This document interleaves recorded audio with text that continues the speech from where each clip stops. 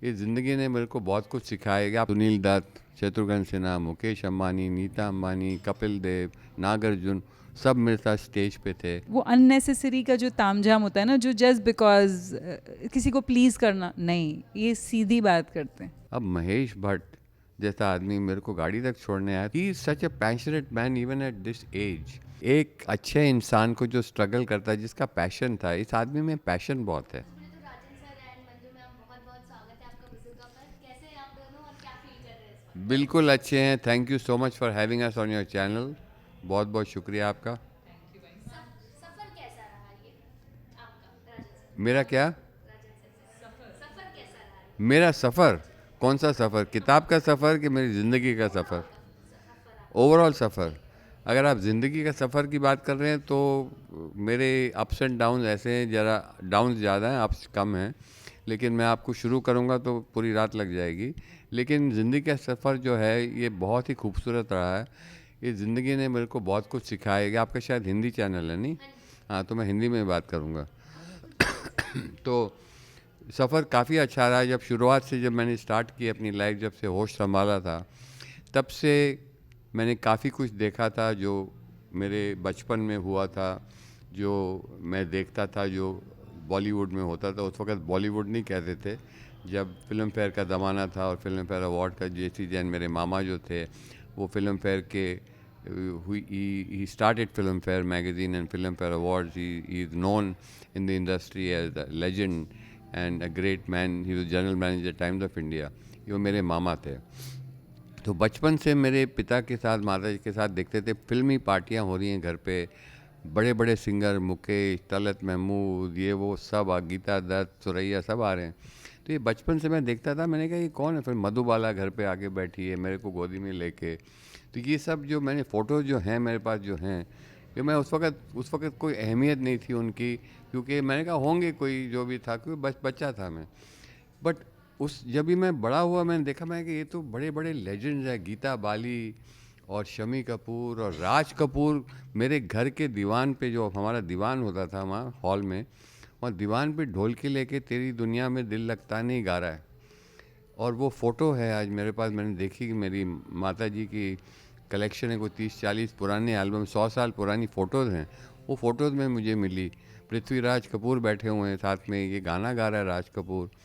उस वक़्त के ज़माने की फ़ोटोज़ हैं, जो जितनी भी फिल्म स्टार्स थी सब बीना राय, निरूपा रॉय, गौहर बाई, ये बड़ी बड़े नाम जो थे, दिग्गज नाम, ये सब वहाँ पे थे। फ़ोटोज़ मैंने जब देखा, मैंने कहा यार ये तो ख़जाना है मेरे पास।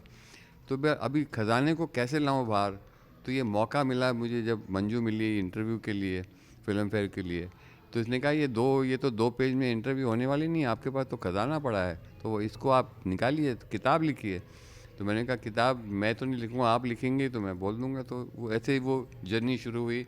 4 साल लगे हमें किताब बनाने में। और अब ये किताब जाके हमने 8 तारीख को दुबई में रिलीज़ की और कल रिलीज़ कर रहे हैं बॉम्बे में, यहाँ लीला में। और 28 साल पहले मैं इसी जगह पे, इसी वेन्यू पे मैंने अपना 50th बर्थडे मनाया था। और आज 28 साल के बाद मैं उसी जगह पे, उसी वेन्यू पे ये मैं रिलीज़ कर रहा हूँ। आज मेरी माँ की जन्म तिथि 103rd बर्थडे है। But she was there that day and she gave a lovely speech, because that day there were people standing whose photographs are with me. Was Sunil Dutt, Shatrughan Sinha, Mukesh Ambani, Nita Ambani, Kapil Dev, Nagarjuna सब मेरे साथ स्टेज पे थे for my projects which I launch at that time, उस वक्त। तो वो मुझे अभी याद आ रहा है। 28 साल के बाद पूरी ज़िंदगी का सर्कल आज पूरा हुआ। कल मेरी किताब की रिलीज इसी जगह पे, इसी बॉल रूम में है कल। मैम, ये खजाने को तलाशने में कितना वक्त आपको लग गया? क्या क्या चैलेंजेस आपने फेस किया और क्या क्या पता चला आपको इनके बारे में? कुछ अद्भुत चीज़ें जो सुन के आपको लगा यार पहले क्यों नहीं आया? ये इंसान ही अद्भुत है। आई डोंट थिंक ऐसा कोई है, मैं जिनको जानती हूँ इतने सालों से, पता चल गया ना। हाँ, तो बस ये है ही यूनिक इंसान जो इतने ऑनेस्ट और फ्रैंक है। तो शायद ही ऐसे लोग आपको मिलते हैं जो सोचते हैं और जो बोलते हैं उसमें बिल्कुल देयर इज़ बहुत ज़्यादा डिप्लोमेसी भी है और फिल्टर भी है, बट ये नहीं है कि झूठ नहीं बोलते। नहीं, झूठ नहीं बोलते, ऑनेस्ट हैं। तो वो बहुत अलग चीज़ है लोगों में, और वो अननेसेसरी का जो तामझाम होता है ना, जो जस्ट बिकॉज किसी को प्लीज़ करना, नहीं, ये सीधी बात करते हैं।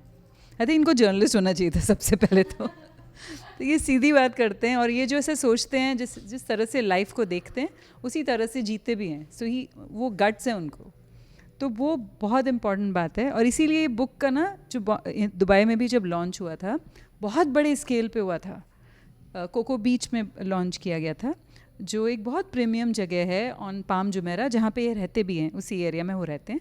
एंड इट वाज ऑन बीच, सी शोर पे हुआ था लॉन्च, आउटडोर लॉन्च था। एंड बुक वाज एंट्रेंस जो था उस लॉन्च का, वो एक बुक के शेप में था। तो एक अलग ही यानी वो जिस तरह से वर्ल्ड को देखते हैं, वही बहुत royal and larger than life, और इट्स यूनिक। इसीलिए उनका लाइफ ही ऐसा है, तो उनके इवेंट्स भी ऐसे होंगे, कल का लॉन्च भी ऐसे ही होने वाला है। और इनके साथ ना सबसे बड़ी बात क्या है ना, ये सारे जो फ्लैम्बॉयंस जिसको बोलते हैं इंग्लिश में, लार्जर देन लाइफ के, इसके साथ भी बहुत ग्राउंडेड और एक सिंपल, वेरी एथिकल, जो बहुत क्या बोलते हैं, बहुत ऑर्गेनाइज्ड हैं और बहुत एथिक्स में मानते हैं। यानी अगर उन्होंने आपको ज़बान दे दी, बस, मैंने ये पूरी बुक लिखी है एक पेपर के बगैर, नो पेपर वर्क, कोई पेपर साइन नहीं है, कोई एनडीए बोलते हैं ना, नॉन, और उन्होंने अपनी लाइफ रखी मेरे सामने। मेरी लाइफ जानी, मेरी डिटेल जो अंदर की चीज़ें हैं वो सब जानती हैं। मैंने कहा कोई बात नहीं, कल इनको चाहे तो नहीं, पर वो हमारी इंटेग्रिटी है कि हम नहीं करेंगे, क्योंकि उन्होंने इतने ओपनली ऑनेस्टली ट्रस्ट करके मुझे अपनी स्टोरी बताई है। तो मैं, who am I to even get into any space like that? तो मैं भी तो अपनी तरफ से I should support it that way ना। तो लोगों को तलाश लेते हैं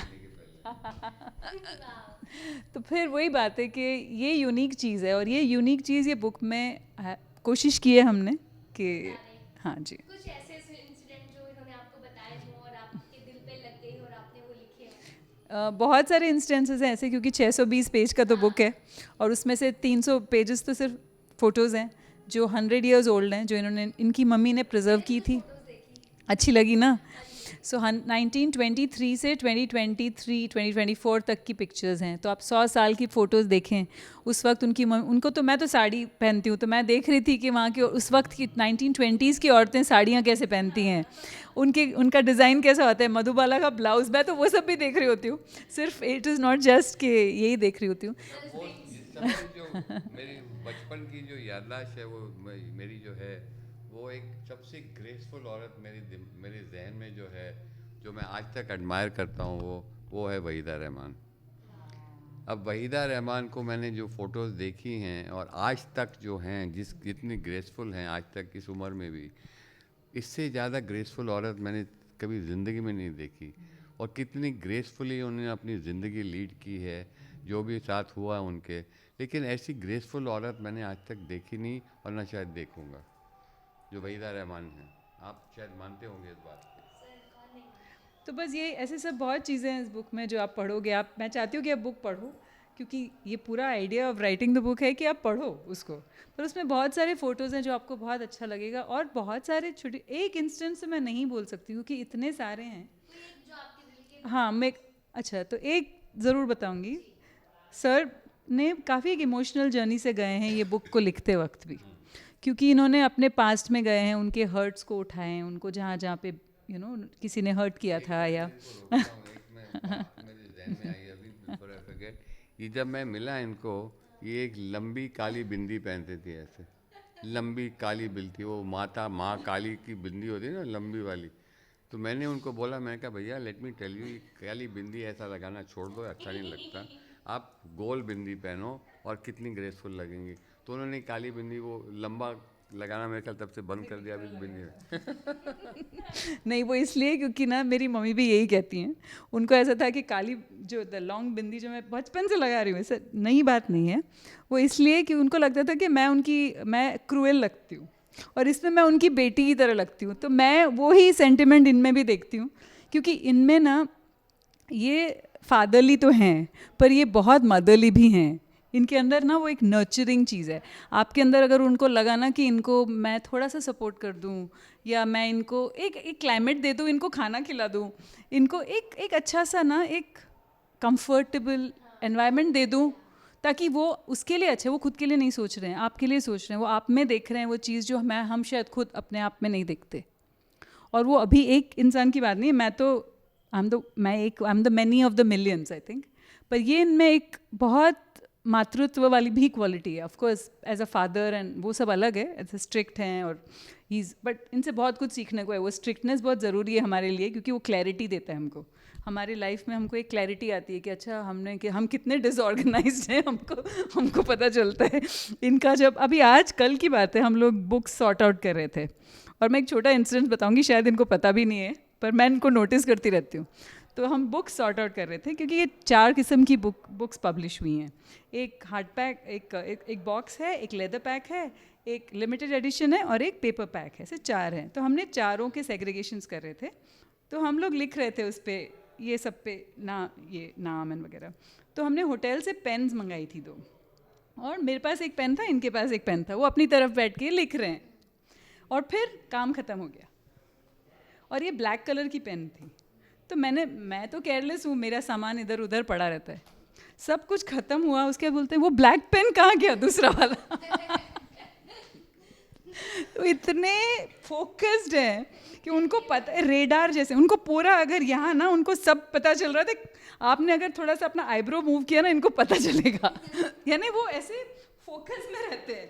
तो ये फोकस ना, आई वुड होप कि मुझे थोड़ा सा इनसे वो आशीर्वाद चाहिए कि मैं वो फोकस लूँ, बिकॉज इनके अंदर वो ऐसी चीज़ें हैं. तो मैंने बहुत सारी ऐसी चीज़ें ऑब्जर्व की हैं जिनको बुक में नहीं लिख सकते. ये लाइफ लेसन्स हैं. तो ऐसे बहुत कुछ है जो you know you'll also learn. अगर बुक पढ़ोगे तो आपको उसके लाइंस के बीच में भी पढ़ना पड़ेगा, क्योंकि काफ़ी कुछ ऐसे इंस्टेंसेस है जो हम बोल नहीं सकते. इनके इंस्टेंसेस हैं, इनको बहुत ज़्यादा जब आपको बहुत ज़्यादा पता होता है ना किसी के बारे में, तो आपको कम बोलना चाहिए, क्योंकि वो बीच के जो वर्ड्स हैं वो अपने आप बोल देते हैं. इंसिडेंट बताती, देखा मैंने कहा ना, फोकस. इंसिडेंट वो बात है कि नहीं बता रही हूँ, नहीं मुझे पता है स्पेसिफिक.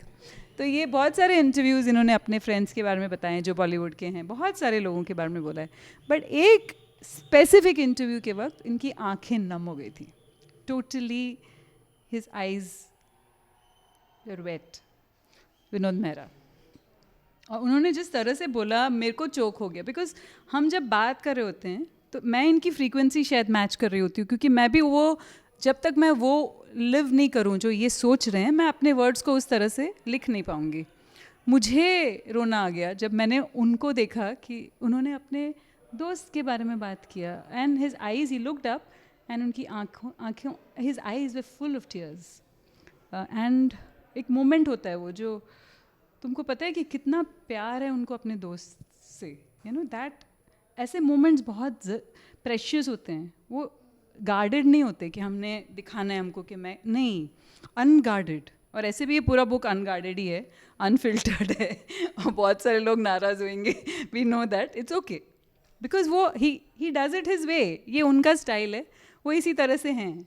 और उसमें उन्होंने कहीं पे कोई फिल्टर नहीं रखी कि मैं अभी I want to be nice इनके लिए. नहीं, ये हैं. अगर इनको कोई जानता है और ये बुक पढ़ेगा तो बोलेगा कि ये इंसान लिख सकता था. कोई अलग नहीं है. It's not different from his life. Yes sir, now I answered the point. No, मैं पोस्टर देख रही थी, आपकी आंखें ना बहुत कुछ बयां कर देती हैं. मतलब अगर मैं ऐसे बैठी भी रहूं, यार ये आप बड़ी ऑब्जर्वेंट हैं. मैं सच्ची बोल रहा हूँ कि मुझे बहुत लोगों ने बोला है कि भाई आपकी आँखों में कुछ है, पता नहीं कलर है या क्या है, कि जो लोगों को अट्रैक्ट करते. मैं पता नहीं ये जो आँखें, मेरे साथ ऐसे किस्से हुए हैं मैं आपको बता नहीं सकता हूँ. मैं जैसे एक शो के बाहर खड़ा हूँ, वेटिंग टू गो इनसाइड, तो मेरे पास 2-3 लेडीज़ आती हैं और बोलती हैं कि can we talk to you. तो मैंने कहा why would you want to talk to me. She said no, we looked into your eyes, there something in your eyes which are so deep, I don't know what it is, that we were drawn to come and talk to you. तो मैंने कहा बोलिए. तो then we start talking and this is something in your eye. अब मैंने कहा मैं अपनी आंखें देखता हूँ, पता नहीं कैसी हैं जो भी हैं, लेकिन a lot of people have told me this and I don't know what it is. जो कुदरती है जो है वो है, but this you have got a very good sense of observation, I must say. Sir मैं आपकी एक आर्टिकल पढ़ रही थी जहाँ अनुपम खेर बहुत ही रोने जैसी अवस्था उनकी हो गई थी और वो आपके बारे में बहुत कुछ कह रहे थे. सर कैसी कोलैबोरेशन रही आपकी जितेंद्र सर के साथ, अनुपम खेर, रजनीकांत, मैं अनुपम खेर को आज मेरे ख्याल 40 साल से जानता हूँ. उन्होंने कहा कि आपने बहुत सपोर्ट किया. बिल्कुल बहुत सपोर्ट किया, बहुत सपोर्ट किया है. बहुत खाना भी मेरा खाया उसने, बहुत मेरे काफ़ी कुछ किया है जो मैं बोल नहीं सकता हूँ. लेकिन एक अच्छे इंसान को जो स्ट्रगल करता है, जिसका पैशन था, इस आदमी में पैशन बहुत है, आज भी है. आज भी आप देखो, आपने देखी होगी कौन सी वो 69, हाँ वो पिक्चर, वो आदमी का पैशन देखो. अभी आप इसने अभी इमरजेंसी में मैंने उसका पिक्चर देख रहा था, उसकी उसने रोल किया जी, तो जेपी नारायण का शायद रोल प्ले किया था. और अभी वो खुद की अपनी पिक्चर प्रोड्यूस कर रही हैं, आपको पता है ना, अभी direct and produce by him. तो वो मेरे को स्टोरी सुना रहे थे उसकी पिक्चर की, कितने पैशन के साथ बना रहे, एक ऑटिस्टिक चाइल्ड की जो पिक्चर की स्टोरी बना रहे हैं वो. He is such a passionate man even at this age. और वो हज़ार किस्मों के रोल, कॉमेडी हो, ड्रामेटिक हो, या किसी का फिगर प्ले कर रहे हों, he goes into the depth of the soul of the character, and that's what makes him what he is, a legend in his time today. And where he started with, वो सफ़ेद कुर्ता और पैजामा पहन के, झोला पहन के जो आते थे घर पे, and where he's reached just because of one break of सारांश, what he did, which is historical. आज वो cult figure picture बन चुकी है, and he is known and remembered for that film, and that is his Sholay, so to speak. Was Sanash was his Sholay. So it is iconic and he's done so many roles. But मेरा बड़ा प्यारा रिश्ता है. कल आ रहे हैं वो शायद, वो हाँ कल आ रहे हैं वो. He is one of my guest of honour. मेरे को फ़ोन किया था, मैं प्लेन से उतर रहा हूँ और मैं 28 को जा रहा हूँ, लेकिन मैं 28 को आके पहली को आऊँगा और मेरी रात की 10 बजे की फ़्लाइट है, बट मैं आऊँगा, अटेंड करके और बोल के जाऊँगा. That is the kind of affection and love. Same thing is Mahesh Bhatt. I met him 3 दिन पहले उसके घर पे. क्या कहते हैं, राजन मैं नहीं आ सकता हूँ, I would love to come because you are been such a support life system to me, but मैं नहीं आ सकता. मैं am committed to go with my children to my farm house because Alia की डेट्स नहीं मिलती हैं, ये वो. तो काफ़ी 2 महीने पहले ये प्रोग्राम बना था कि हम लोग पूरी फैमिली जो है वो जाएंगे, तो अब तुम घर पे आओ. तो मैं घर पे गया उसको मिलने, इतने प्यार से मिला, किताब दी उनको मैंने लिख के, सोनी को मिला, सब कुछ मिला. तो we did a small interview with him and then we chatted for 1-1.5 घंटा. और इतना मतलब 45 ईयर्स के बाद वो आदमी मिला मुझे, और बात हुई थी फ़ोन पे, कभी जूम कॉल पे. तो इतने प्यार से मिलने वेट कर रहे थे. तो उसके बाद टचिंग पार्ट क्या था, वो उसके बाद मैं निकला घर से. मैं कहा चल निकल जाते. ही stage in Silver Beach on the 2nd floor. तो मैं कहा okay see you bye. Soni अपने वॉक पे गई और मैं कहा तुमको डॉक्टर के जाना है, आप जाओ. कहते नहीं नहीं चलते हैं. वो आदमी मुझे गाड़ी तक छोड़ने आया. अब महेश भट्ट जैसा आदमी मेरे को गाड़ी तक छोड़ने आया, तो मैंने कहा भैया तुम क्या कह रहे यार, तुम क्या बात कर रहे हो, तुमने जो मेरे लिए किया मैं तुम्हारे लिए कभी नहीं कर सकता. What you did for me when I was struggling, तो मैं तुमको गाड़ी तक नहीं छोड़ सकता, ऐसे क्या बात है. You know these things touch you. ये चीज़ें जो आपको छू जाती हैं और आप याद रखते हो इनको. ये छोटी छोटी चीज़ें हैं बहुत. इसलिए मैं आपको बोल रहा हूँ, अनुपम खेर हो, विनोद मेहरा हो, महेश भट्ट हो, चाहे जगजीत सिंह हो, या जो भी हो, जो भी इनके साथ किया है वो दिल से किया है. और मैं बहुत खुश हूँ कि वो किस मुकाम पे पहुँच गए हैं आज, और I am so happy for them. Sir फिल्मों में क्या फ़र्क देखते हैं आप? तब की फिल्में कुछ अलग थी, अब की फिल्में एकदम अलग बन रही हैं. उस फिल्में जो हैं वो देखो, जो फिल्में बनाता है ना, जो शख्स फिल्में बनाता है, चाहे वो यश चोपड़ा हो या राकेश रोशन हो या सुभाष घई हो या जो भी बनाता है फिल्में, वो आज की पल्स के हिसाब से बनाता है कि आज की फिल्म कैसी जनरेशन एक्सेप्ट करेगी. मैं आपको एक किस्सा सुनाता हूँ मिस्टर मोहन कुमार का. मिस्टर मोहन कुमार को तो आप जानते हैं, बड़े नामचीन प्रोड्यूसर रह चुके हैं। इन्होंने आया सावन झूम के, Aayi Milan Ki Bela, this kind of iconic films उन्होंने बनाई है। मोहन कुमार वो मुझे बहुत प्यार करते थे, and what a lovely man, I miss him, he is no more. तो मेरे को मिले, मैंने कहा मोहन जी, वो मेरे पास फ़ोटो है जो 50वीं 50th बर्थडे पे वो मेरे यहाँ आए थे। वो फ़ोटो मैंने बड़ी प्रिजर्व करके रखी है। वो लाए थे मेरे लिए फूलों का हार, and only man who brought a garland for me. और मेरे वहाँ पे गले पे चढ़ाया फूलों का हार कि मेरे दोस्त की 50वीं सालगिरह और ये 5 प्रोजेक्ट लॉन्च कर रहा है। He loved me to anything, I was very fond of him. तो मैंने उनको पूछा, मैं क्या मोहन जी आपने फिल्में बनानी क्यों बंद कर दी हैं? तो कहता है कि राजन मेरी आजकल, आई एक्सक्यूज़ द वर्ड, फटती है। तो मैंने कहा क्यों भाई, आपकी क्यों, आप तो इतने बड़े डायरेक्टर हो। कहता है यार ये ज़माना चेंज हो गया है। कहता है अभी मैं फिल्में बनाने जाऊँ तो ये सब फ्लॉप जाएंगी, क्योंकि इतनी टेक्नोलॉजी बढ़ गई है, इतना काम बढ़ गया है, उनका पल्स लोगों का चेंज हो गया है। तो मैं अभी फिल्में बनाऊँ तो मैं डरता हूँ फिल्मों बनाने से। ये इनका, this are his words, and this is what happens to most director आज के दिन में।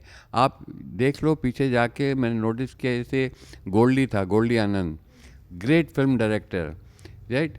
यश चोपड़ा, महेश भट्ट, सुभाष घई, आप कोई भी, बी आर चोपड़ा, आप ले लो, किसी को भी ले लो आज के ज़माने में, इनका डायरेक्टर्स का इतना इंटेंसिटी होता है फिल्म मेकिंग में, पैशन जो है, दैट दे बर्न आउट। एक होता है ना, एक आदमी का जब इतना इंटेंसिटी होता है, वो दे गेट बर्न आउट। और ये सारे जो थे दे गेट बर्न आउट। इनका एक तरह पीरियड होता है जो फिल्में बनाते हैं चलती, क्योंकि उनको पल्स ऑफ द पीपल पता है। अब दे बर्नट आउट, और अभी उनके पास कोई नई चीज़ नहीं है दिखाने को, and they get burnt out. जैसे एक जला हुआ कारतूस होता है ना, जो एक बार शूट हो जाए, निकल जाए, उसके बाद वो कारतूस बेकार हो जाता है। So these directors are so intelligent, geniuses and intense, that after a while they all burn out. Look at Mani Ratnam. Mani Ratnam has made film. He is my god as far as direction is concerned.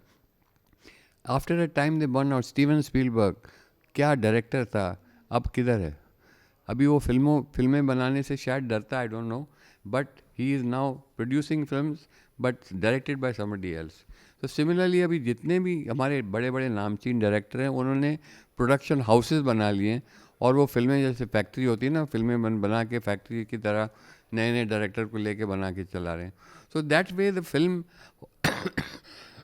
Whole style of film making has change now. हमारे ज़माने में territories होती थी, और ये बिकते थे film, हमारा म्यूज़िक था, वीडियो था, सैटेलाइट था, और डिस्ट्रीब्यूशन था, थिएटर्स में रिलीज़ होते थे, डिस्ट्रीब्यूटर होते थे, एग्जीबिटर होते थे। अब कहाँ हैं? अब जो है पूरी फिल्म मेकिंग की तरीका चेंज हो गया है। अब आपके बड़े बड़े स्टूडियोज़ आ गए हैं, आपके पैरामाउंट आ गया, जियो आ गया, बड़े बड़े स्टूडियोज़ आ गए हैं, who are now controlling the entire film industry, और दे आर द वन। आप अभी प्रोड्यूसर जो है वो एक नौकर हो गया है, he is no more the boss of his show. तो producers have become actually servants, paid servants by these big studios, कि आप प्रोजेक्ट लेके जाओ कि ये मेरा प्रोजेक्ट है, ठीक है, हम आपको इतने करोड़ रुपए देंगे, आप फिल्म बना के हमको दे दीजिए, और उसके नेगेटिव के ओनर्स हम होंगे। बड़े वाले डायरेक्टर जो हैं नेगोशिएट करते हैं कि भाई उनकी आईपी जो नेगेटिव होता है, जो जो मेन कंटेंट, वो 50-50, 60-40 या जो भी होता है, the content depending on the strength of their production houses. तो ये जो चीज़ है अभी पूरी चेंज होगी, गेम पूरी चेंज होगी। तो उनको, उनके पैसे जो एक प्रोड्यूसर बनाता था फिल्में, वो इन्वेस्टर के पास जाता था या हुंडी पे पैसे उठाता था 3-4% पर मंथ के, और फिर जाके पिक्चर बनाता था। डायरेक्ट एक्टर लेट हो गया, डिले हो गई पिक्चर, साल भर हो गया, तो बेचारा कंगाल हो जाता था। अभी वो ज़माना चेंज हो गया। अभी आप प्रोजेक्ट लेके जाओ, स्टूडियो बोलेगा इतना दिया, इतने महीने में मेरे को कंप्लीट करके दो। अब वो सिचुएशन हो गई, और प्रोड्यूसर आपको इतना मिलेगा। So that is how the whole style of movie making has changed, like Hollywood is today. That's what it has become here now, which is good, because at least now जो producers और ये proposal maker बोलते थे हम उस वक्त, proposal, मैं राजेश खन्ना को जानता हूँ, मैं धर्मेंद्र को लाऊंगा, मैं हेमा मालिनी को लाऊंगा, क्योंकि मैं उसको जानता हूँ। आप करेंगे मेरे लिए फिल्म? हाँ मैं करूँगी, क्योंकि मैं तुमको जानती हूँ। फिल्म स्टार्ट करने के बाद उसने पैसा लगाया, मंगाया, या लोन पे लिया या इंटरेस्ट पे लिया, फंस गए कहीं मूड ख़राब हो गया तो वो आदमी बर्बाद हो गया। और मैंने कई लोगों को देखा है इस इंडस्ट्री में, जो मेरे दोस्त आज भी हैं, जो बर्बाद हो गए, बिल्कुल कंगाल हो गए, जो आज भी हैं, जो मैं जानता हूँ उनको, और किसी एक एक्टर ने, किसी एक एक्ट्रेस ने उनको बर्बाद कर दिया। वो अब सब बंद हो गया। अभी प्रोफेशनल, और most of the film stars now, अभी उनका खुद का प्रोडक्शन हाउस है। अभी तो कोई फीस का तो सवाल ही नहीं कि भाई मैं तुमको इतने करोड़ दूंगा। अभी वो पॉइंट्स लेते हैं, अभी भाई हमारा 50% हो गया, मेरी कंपनी बनाएगी, को प्रोड्यूस करेगी और आप फिल्में बनाओ। तो वो प्रोड्यूस एक्टर जो है वो खुद आज प्रोडक्शन टीम हो गई है, और उनके सब बैकअप है। अभी जैसे शाहरुख को ले लीजिए, इतना इंटेलिजेंट और इतना जीनियस आदमी है, उसने बैकवर्ड इंटीग्रेशन अपने VFX स्टूडियो, कैमरा, रोलिंग जो भी है सब अपने खुद के रख लिए, और वहाँ पे इनकम आ रही है। तो these new generation of actors have known how to make money, how to save money, and how to make money from the money they make. But उस ज़माने के जो एक्टर थे वो तो भैया उड़ाया, दोस्त तो आ रहा है सारे। I mean, other than a few like Jitendra or Rajinder Kumar who invested their money, who are the others that you remember कि भाई जिनके पास पैसा आज तक चल रहा है? So this is the difference. आजकल के जो actors हैं, they are very sensible and very focused in what they are doing. अगर आपको मौका मिले कोई मूवी बनाने का, किसके साथ बनाओगे आप? मैं कभी फिल्म नहीं आगे बनाऊंगा। मैंने नहीं, मुझे अभी फिल्म कभी बनाने का ना मौका है और ना मेरा दिल है। मुझे 4 हार्ट अटैक हो चुके हैं। मुझे कुछ और जीना है, मुझे और फिल्मों में चक्कर के पड़ना की पिक्चर ही नहीं बनानी मैंने, क्योंकि that is I have done that. मेरा जितना भी अंदर भड़ास थी या कीड़ा था, जो भी कहें, वो सब निकल चुका है, और मैं बड़ी शांति की लाइफ जी रहा हूँ, and I am happy that I am meeting all my old friends, and that's very important. जो किताब के बारे में मैं कह रहा हूँ रीडर्स के लिए, कि एक तो आप बुक का साइज़ देख के डरे मत। आप जब किताब उठाते हो, इतनी भारी किताब है कि आप इसको साथ वर्जिश कर सकते हैं डंबल की जगह पे। इतनी 2 किलो 3 किलो की किताब है। मैं होता तो पढ़ता नहीं, कि इतनी भारी बुक कौन पढ़ेगा, खोलने को डरता हूँ। लेकिन मैं सिर्फ इतना कहूँगा, एक बार आप खोल लें, अगर पढ़ते नहीं हैं आप किताबों को, शौक़ नहीं है पढ़ने का, कम से कम फ़ोटोज़ देख लो उसमें। जो फ़ोटोज़ आप देखेंगे आपने कभी ज़िंदगी में देखी नहीं होंगी, वो कम से कम आप फ़ोटोज़ फ्लिप करके देख लो, तो मेरा काम हो गया कि मैंने आपको ये फ़ोटो जो किसी ने नहीं देखी हैं वो आपको देखने को मिलेगी। और जो चैप्टर आपने लिखे हैं अलग अलग, आप कंटेंट में पढ़ लीजिए, आपको जो चैप्टर पसंद आए पढ़ के ख़त्म करो। आपको पूरी किताब पढ़ने की ज़रूरत नहीं, अगर मन हुआ तो पूरी पढ़ो, नहीं तो पिक्चरें देख के आप खुश हो जाओ।